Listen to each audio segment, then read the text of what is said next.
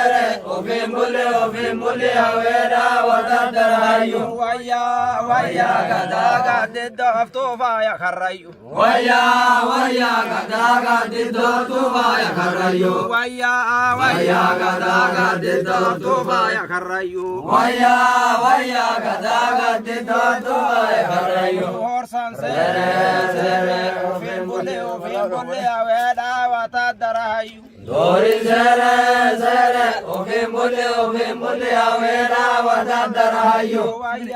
Waya gadaga didda aftufa ya kharayu. Waya gadaga didda aftufa ya kharayu. Waya gadaga didda aftufa ya kharayu. Waya gadaga didda aftufa ya kharayu. Horsan sere ofimule awera amay Dori sere ofimule awera horsan sere ofimule awera ka ole Dori sere ofimule